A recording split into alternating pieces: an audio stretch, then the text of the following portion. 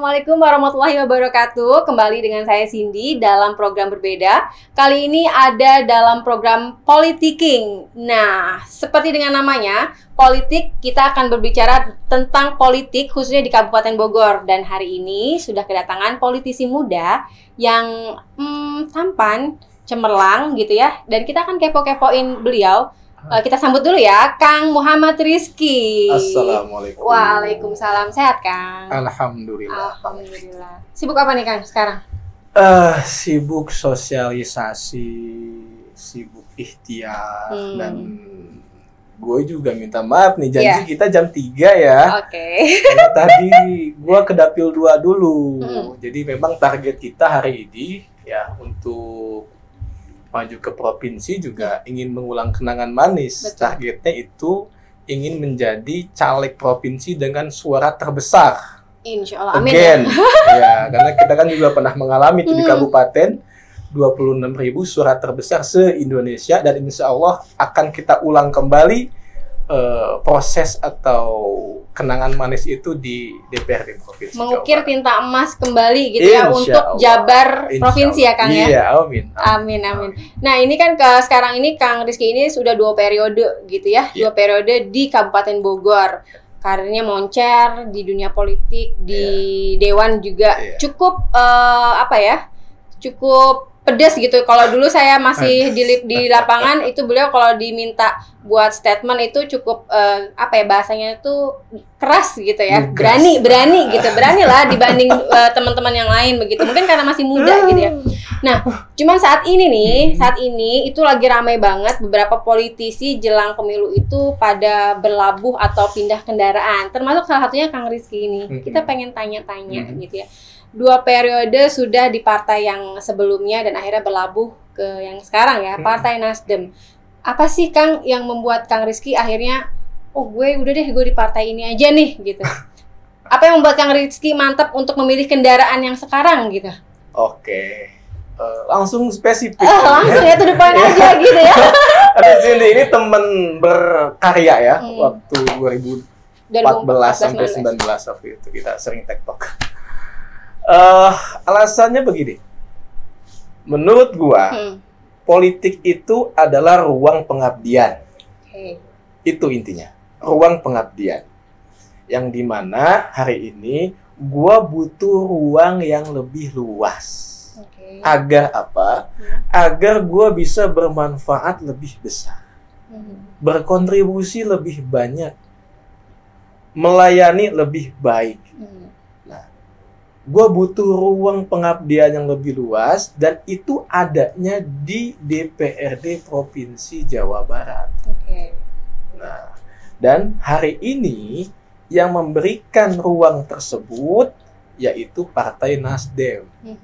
Ya, jadi kalau sudah berbicara tentang ruang pengabdian, bagi saya itu tidak boleh ada secuil pun tentang ruang pribadi. Ini kita berbicara tentang politik, dan bagi saya ruang politik adalah ruang pengabdian. Kenapa waktu itu milihnya Nasdem begitu? Apakah memang siapa yang ngojok-ngojokin? Udah lu ke Nasdem aja deh, jangan gitu. Maksudnya ya sebelum ke situ apakah ada partai lain gitu yang sebelumnya merapat-rapat begitu? Ini nggak ada yang ngojok-ngojok, nggak ada. Yang diojok-ojok juga nggak ada. Ini bicara soal hati nurani. Ya. Sama kayak namanya Nasdem. Bukan, itu partai yang lain, partai sensor lah. Jadi yang datang itu sebenarnya ada 5 partai yang membangun komunikasi. Namun finalnya saya pilih Partai Nasdem. Kenapa? Simple, namun berarti bagi saya dan menyentuh hati nurani kami. Nasdem itu tanpa mahar, ya, tidak ada sepeser pun, tidak ada 1 rupiah pun yang diminta untuk masuk dan berkarir di Partai Nasdem. Ya, dengan tanpa mahar inilah saya yakin, ya, saya bisa menjalankan amanah dengan sebaik-baiknya dan berkhidmat dengan setulus-tulusnya. Saya kutip statementnya Pak Saan, ya, ini ketua saya hari ini ya, pimpinan saya, gitu. di mana proses yang baik akan menghasilkan hasil yang baik. Artinya apa? Input yang baik akan menghasilkan output yang baik dan akan menghasilkan outcome yang baik. Politisi yang hadir tercipta dari proses yang baik, insya Allah akan menjadi politisi yang baik dan melakukan hal-hal yang baik untuk masyarakat. Artinya kalau misalkan mahar 0 rupiah itu nggak ada tanggungan ya Kang? Jadi pada saat berjalan itu nggak ada beban untuk kembaliin modal. Iya. Jadi beban yang diberikan oleh Partai Nasdem kepada kader-kadernya adalah tadi, harus melayani masyarakat dengan sebaik-baiknya. Harus melayani masyarakat dengan setulus-tulus. Nah, ini saya juga kepo. Berapa lama begitu ya rentan waktu di saat gue mesti pindah nih sampai akhirnya memutuskan. Itu kan pasti bergejolak dalam diri ya. Maksudnya gue mesti pindah apa enggak nih? Terus juga kan ada konsolidasi dengan internal, pindah enggak. Nah, itu tuh boleh tahu nggak sih berapa lama mungkin perang batin, sempat mengalami perang batin kah gitu? Pada saat penentuan inian gue gitu. Jadi memang keputusan besar ini tidak diambil dalam satu malam pastinya. Ada proses di sana. Karena tadi saya sebagai kader harus loyal, militan, dan setia. Setia itu kan berjuang sampai akhir. Namun tadi ada hal-hal yang memang membuat kita harus memilih ruang pengabdian itu. Dan waktu yang dibutuhkan itu tidak singkat. Prosesnya cukup panjang. Kemudian ada tadi tawaran yang lain juga, ada 5 tuh. 5 partai? Iya, tapi tidak bisa saya sebutkan satu persatu. Rahasia ada etika politik di sini. Rahasia ya, tapi insya Allah kita hubungan baik. Yeah. Jadi tidak satu malam, prosesnya ada. Siapa orang yang pertama kali dikasih tahu oleh Kang Rizky, gue mau pindah atau kita harus pindah nih gitu? Keluarga. Waktu itu responnya gimana, reaksinya dari keluarga? Nah, justru mereka itu para simpatisan, para relawan lah yang kemudian berharap kita mengambil keputusan ini. Gitu. Jadi mereka nggak kaget, justru malah sayang menahan gitu. Tapi kemudian ya harapan mereka sepertinya dikabul ya. Ketika harapan sesuai dengan ekspektasi, apa? Ya sudah gitu. Seneng kan? Senang. Ya karena tapi kan 10 tahun itu kan bukan waktu yang sebentar ya. 10 tahun membina, merajut dari mulai nol. Dulu kan Kang Rizky mulai terjun di politik itu usia berapa? Saya jadi anggota dewan itu usia 22 tahun. 22 anggota dewan tahun. termuda, bukan se-Bogor, se-Indonesia pada kan? saat itu. sempat tenar gitu kan dulu sih. Kang Rizky langsung pada ngeriung gitu bikin profilnya dulu, ingat banget saya. Nah itu kan usia muda gitu ya. Ya maksudnya menapaknya kerasa gitu dari nol hingga sekarang namanya langsung melejit gitu ya. Gimana cara hubungan baiknya dengan partai yang sebelumnya, tapi bagaimana? Hubungan saya dengan Partai Gerindra, saya pastikan baik-baik saja. Ya. Saya izin pamit dengan santun, dengan baik-baik, begitu. Karena tentu saja 9 tahun bahkan hampir menginjak 10 tahun kebersamaan mustahil kalau tidak ada rasa. Ya kan? Oleh karenanya saya izin pamit baik-baik kepada pengurus, kepada kelembagaan DPRD, ya. Dan insya Allah hubungan kami sampai hari ini dan sampai ke depannya baik-baik saja. Begitu. Jadi justru betul dalam kesempatan ini ya saya juga izin menyampaikan terima kasih banyak kepada Gerindra atas 9 tahun kebersamaan. Terima kasih banyak atas kesempatannya, terima kasih banyak atas pengalamannya, terima kasih banyak atas pembelajarannya. Izin pamit dengan santun dan baik-baik. Dan sekarang mulai menata kembali dengan partai yang baru, dengan target yang baru begitu ya Kang? DPRD Provinsi Jabar. Iya, suara terbesar caleg DPRD Provinsi Jawa Barat. Insya Allah, amin. Karena sebelumnya juga udah pernah meraih itu gitu ya. Iya. Di kabupaten ya, tingkat kabupaten. Boleh diceritain nggak sih Kang, kalau misalkan flashback ya, dulu caleg termuda, pasti kan dulu apa sih anak mungkin bau kencur gitu ya, ibaratnya begitu. Dulu pengalaman-pengalaman apa ketika dulu terjun nih, kemudian masuk ke dunia politik, dulu apa yang dirasain? Masih ada yang terkena nggak? Iya, tantangan itu pasti ada ketika kita menjadi yang termuda pada posisi itu. Hanya saja saya sebenarnya sudah terbiasa akan tadi bertemu dengan banyak orang, bertemu dengan masyarakat, berkomunikasi, karena tadi saya di kampus sebagai ketua organisasi, di masyarakat juga sering turun, terutama di sektor pertanian dan olahraga. Jadi itu hanya ini saja ya yang tadinya volume saja, yang tadinya volumenya katakan kecil, ini sedang dan membesar. Jadi nggak ada masalah gitu ya, semuanya mengalir aja gitu. Iya, itu ya tadi bahasa Sunda mah kudu bisa karena biasa. Nah, kalau sekarang kan targetnya DPRD provinsi, berarti kan harus menguasai 40 kecamatan ya yang ada di Kabupaten Bogor. Nah, ini gimana dari Kang Rizky sendiri untuk bisa, kalau sekarang kan di Dapil 4 ya, menguasai Dapil 4. Nah, mulai untuk menuju target selanjutnya ini gimana? Apa yang dilakukan oleh Kang Rizky saat ini gitu? Ya. Jadi, langkah yang utama tentu saja kita harus memahami problematika hari ini yang dihadapi oleh masyarakat itu apa. Yang dahulu hanya Dapil 4, hari ini menjadi 6 dapil atau se-Kabupaten Bogor. Ya.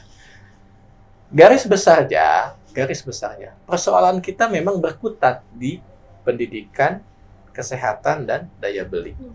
Oleh karenanya, ke depan konsentrasi APBD provinsi itu juga jangan hanya terfokus kepada tadi pembangunan fisik saja. Baik itu jalan, baik itu jembatan, baik itu kantor, perkantoran. Ya percuma katakan bangun kantor megah, mewah, ya lebar ke pinggir, menjulang ke atas, tapi tadi melupakan pembangunan SDM-nya.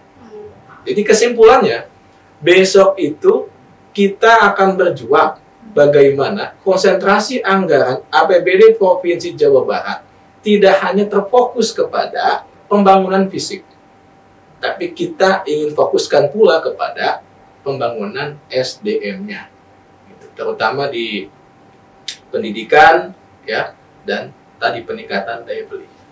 Oke, udah kepikiran belum sih Kang, maksudnya peningkatan SDM itu dalam bentuk apa begitu yang mungkin belum terrealisasi, atau apa sih mimpinya Kang Rizky ini ketika nanti Kang Rizky misalkan duduk di anggota DPRD provinsi gitu ya, apa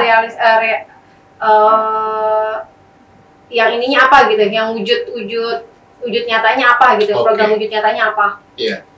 Jadi hari ini kita berangkat dari Dapil 4 dan juga tadi saya keliling ke Dapil 2. Mayoriti warga Kabupaten Bogor itu masih berprofesi sebagai petani.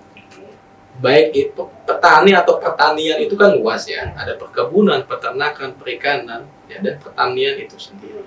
Gitu. Nah, bagaimana besok anggaran tersebut ya bisa menyokong kesejahteraan petani? Mimpi petani itu apa? Sederhana, mereka ingin penerus mereka, artinya anak cucu mereka itu lebih sejahtera, lebih baik kualitas hidupnya dibanding orang tuanya. Saya ingin melihat petani tersenyum menjual hasil panennya. Sekarang masih cemberut ya? Agak mungkin nanti kita diskusi di podcast berikutnya, ini bahkan panjang dan lebar. Oke, nah nih Kang, kalau dulu Kang Rizky masuk di anggota Dewan pada saat itu ya, 2014, itu apa sih keinginan, motivasi terbesarnya? Gue harus terjun politik, hingga akhirnya terus selama 2 periode bisa berhasil mempertahankan konstituen, dan kemudian di periode sekarang nih di 2023 mau naik lagi di DPRD provinsi. Itu gimana Kang? Ya. Motivasi awal gitu. Motivasi awalnya adalah bagaimana kita membawa semangat kewilayahan pada saat itu. Ya, pada saat itu ingin di wilayah kami itu punya anggota dewan yang yang bisa mewakilkan dan menyuarakan aspirasi pada saat itu. Dan insya Allah ya itu memang perlu juga ikatan emosional kewilayahan. Karena kebetulan saya memang asli di Bogor, lahir di Bogor, besar di Bogor. Mungkin kalau token saya habis pun nanti dimakamkan di Bogor gitu kan. Ya, jangankan ya bisa dikatakan ya memang betul air ketuban saya pun pecah di Bogor gitu. Ari-ari saya juga dikubur di Bogor, asli orang Bogor. Nah, itu semangat kewilayahan itu yang membawa kami bisa menjuarai pileg di 2014 dan 19 menjadi suara terbesar se-Indonesia pada saat, dan hari ini melangkah ke provinsi. Semangat kewilayahan orang Bogornya gitu. Dulu gimana bisa mengumpulkan suara sampai segitu tembus 26.000 terbesar? Apa yang dulu dilakukan, Kang? Kuncinya adalah turun ke bawah. Saya frekuensi saya sehari ini ya itu bisa minimal ya 4 titik dikunjungi. Ada target khusus nggak? Misalnya gue harus ngunjungin misalkan kalangan ibu-ibu nih atau santri nih. Oh iya, kalau ibu-ibu misalkan kita lebih ke pengajian, gitu. Terus kalau insan UMKM koperasi biasanya di salah satu pengurus gitu. Kalau kemudian di guru-guru ngaji, kita bisa diskusi juga di pelataran musolanya gitu. Memang kita menyesuaikan dengan sikon dan ingin bertemu dengan siapa. Berarti kalau sekarang nih untuk maju di DPRD provinsi, setiap wilayah kecamatan udah ada relawannya masing-masing ya? Insya Allah sedang kita galang. Insya Allah dalam waktu dekat ini akan terisi semua. 40 kecamatan gitu. Insya Allah. Ada ini nggak sih, ada cita-cita unik nggak sih selama maksudnya dalam proses menuju DPRD provinsi gitu, untuk bisa, kan ini 40 kecamatan banyak gitu ya, dari ujung ke ujung gitu ya. Ini relawan itu pasti harus ada trust gitu ya, dia harus bisa dipegang gitu ya. Ini gimana cara Kang Rizky untuk bisa ini orang bisa gue pegang? Maksudnya ada ini nggak, ada trik atau cara khusus Kang Rizky nggak sih? Triknya? Ya saya pasrahkan kepada yang maha kuasa, yang punya kuasa hati, yang Allah Subhanahu wa Ta'ala. Karena ini kan soal hati. Dan yang bisa membulak-balikan hati setiap insan, ya Allah Subhanahu wa Ta'ala. Makanya saya setiap melangkah, saya meyakini setiap sesuatu yang berasal dari hati akan sampai ke hati yang lain. Jadi, jadi kepercayaan itu ya harus mulai dari kita dulu gitu. Saya bisa menjadi orang yang bisa dipercaya. Saya bisa menjadi orang yang baik. Saya bisa berusaha menjadi orang yang jujur. Insya Allah akan pertemukan dengan orang yang baik juga gitu. Nah, ini kan di DPRD provinsi itu kan berarti akan menjadi arena baru ya. Arena dalam tanda kutip ya, maksudnya. Ini nggak sih di lapangannya bagaimana gitu kan? Sekarang udah banyak juga kan calon-calon yang lain gitu. Gesekan seperti itu gimana, Kang? Ya, kita jalani ini dengan riang gembira. Ya, kita jalani ini dengan riang gembira. Yang kita lakukan adalah adu gagasan, ya, adu konsep, adu rekam jejak, ya. Jadi saya harap yang lain juga jangan pula mengadu tentang hal-hal yang negatif. Ya kita adu konsep, adu gagasan, adu rekam jejak begitu. Bagaimana tadi 2019 saya dapat 18.000 sekian. 2019 26.000. Ada peningkatan tuh di situ. Berarti ada kepercayaan yang masih dan bahkan bertambah. Nah, itulah. Ya, kalau tidak punya rekam jejak yang bagus, tidak punya gagasan yang bagus, tidak punya konsep yang bagus, saya kira mustahil suara itu bertambah. Beli kucing dalam karung. Iya, jangankan bertambah, stay di situ saja. Belum tentu. Belum survive di situ, belum tentu akan berkurang. Dan itu banyak terjadi. Karena yang paling sulit kan untuk mempertahankan ya. Meraih itu ya sesuatunya mungkin bisa gitu, tapi mempertahankan yang sudah ada itu yang lumayan gitu. Iya, karena di situ ada rekam jejak yang tidak bisa hilang. kalau Kang Rizky sendiri kan biasanya nih ya, biasanya saya nggak tahu kalau Kang Rizky DPRD ketika mulai pemilu ramai begitu ya, turun ke rakyat, turun ke masyarakat, say hi gitu. Tapi ketika terpilih ya sudah gitu masing-masing, bahkan ada bahasa ketemu di mana di gedungnya pun sulit gitu. Kalau Kang Rizky gimana nih menanggapi kayak gitu tuh? Saya itu sejak hari pertama dilantik, sejak itu pula saya mulai kampanye lagi. Bahkan saya selalu meluangkan setiap hari Minggu, saya selalu open house. Saya punya pendopo Kris namanya. Pendopo Kris. Ya, itu keluarga M. Rizky, saya singkatan. Lawan. Publish. Oke. Nah, itu dia datang, masyarakat tuh datang berbondong. Tapi selain hari itu, ketika memang kosong jam kerja, ya banyak kita gunakan untuk menyapa masyarakat. Begitu. Ya terbukti tadi suara 18 jadi 26. Mustahil bertambah kalau tidak memiliki tadi konsep yang jelas, gagasan yang jelas, dan rekam jejak yang baik. Dan juga nggak mungkin juga gitu kalau nggak dirasa manfaatnya ya. Betul. Jadi dewan gitu ya. Betul. Dan saya selalu sampaikan kepada teman-teman gitu. M. Rizky ini baru 30 tahun. Hari ini 31. Waktu itu kita bercerita tentang 30 tahun. Gitu. Dan kalau kemudian M. Rizky tidak komitmen dengan apa yang sudah diucap, apa yang sudah digagas, ini akan berat meniti karir ke depannya. Makanya apa yang saya ucapkan, apa yang saya gagas, apa yang saya konsep harus terjadi dan harus terlaksana. Agar apa? Agar tadi ada kepercayaan yang utuh, bahkan diestafetkan begitu ke keluarganya, ke sahabatnya gitu, ke yang lain dan seterusnya. Kan kalau misalkan dari keluarga sendiri nih ketika tahu Kang Rizky mau maju di DPRD provinsi gitu ya, itu reaksinya gimana Kang? Mungkin dari pihak orang tua atau keluarga, istri gitu ya? Support atau? Sangat support, sangat mendukung, begitu, sangat mendukung. Jadi harapan mereka tadi ketika masyarakat banyak yang percaya ke kita, gitu, ya kita butuh ruang pengabdian yang lebih luas. Artinya apa tadi? Punya kewenangan yang lebih besar agar bisa manfaat lebih banyak, agar bisa berkontribusi lebih banyak lagi. Dan itu ruangnya ada di provinsi dan keluarga mendukung itu. Dan Kang Rizky yakin dengan kendaraan yang sekarang itu bisa menuju ke tujuan? Yakin. Oke. Sampai. Ya bisa, yakin usaha sampai. Oke.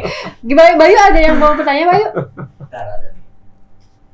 Oh ini kan di era digital ini apa pendapat Kang Rizky soal netizen yang sering bersuara dan berpendapat di media sosial? Gue minum dulu boleh? Boleh. Di cemil juga boleh Kang. Cindy nggak rubah ya, tambah kritis malah.